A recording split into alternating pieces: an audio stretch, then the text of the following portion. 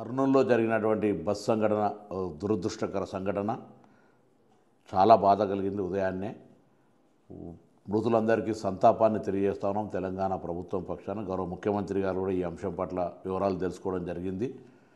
అక్కడ తక్షణంగా తెలంగాణ ప్రభుత్వం నుంచి ఏదైనా సహాయక చర్యలు జరగాల్సి ఉంటే సంబంధిత రవాణా శాఖ అధికారులను కూడా ఆదేశించడం జరిగింది. తెలంగాణకు సంబంధించి అదేవిధంగా ఆంధ్ర రవాణా శాఖ మంత్రి గారితో, జిల్లా కలెక్టర్ గారితో, డిఐజీ గారితో టెలిఫోన్లో మాట్లాడి ఇన్సిడెంట్ యొక్క పూర్తి సమాచారాన్ని తీసుకున్నాం.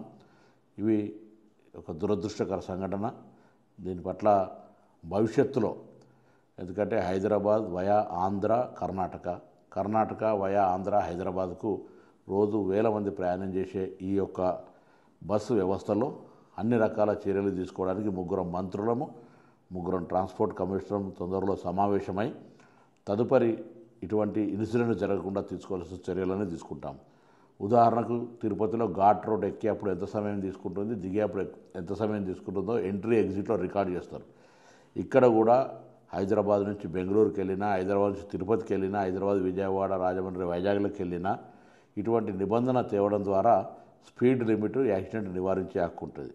అదేవిధంగా బస్సు ఓనర్స్ కానీ ట్రావెల్స్ సంబంధించిన వాళ్ళకు కూడా విజ్ఞప్తి చేస్తున్నాం, హెచ్చరిక చేస్తూ ఉన్నాం. రవాణా శాఖ తరఫున మీరు మీ యొక్క ఫిట్నెస్ కానీ, ఇన్సూరెన్స్ కానీ తదితర అంశాల పట్ల ఎక్కడ నిర్లక్ష్యం వహించినా నేరుగా హత్యా నేరం పెట్టి లోపలికి పంపుతాం.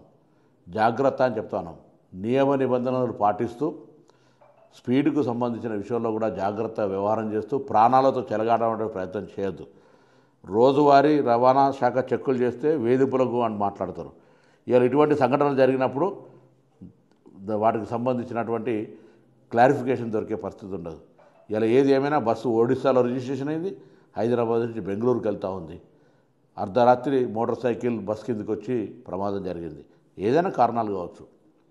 తప్పకుండా వీటి పట్ల సంబంధిత గౌరవ ఆంధ్ర మంత్రి, కర్ణాటక మంత్రి, నేను తప్పకుండా దీన్ని కూర్చొని ఏం చేయాలనే ఆలోచన కొద్దీ భవిష్యత్తులో సంఘటన జరగకుండా చర్యలు తీసుకుంటాం. మృతులకు మా సానుభూతి. తప్పకుండా ఎటువంటి పునరావాస చర్యలు, అక్కడ అన్ని చర్యలకు సంబంధించి తెలంగాణ ప్రభుత్వం తరఫున ఆంధ్ర ప్రభుత్వానికి పూర్తిగా సపోర్టివ్గా ఉంటుంది.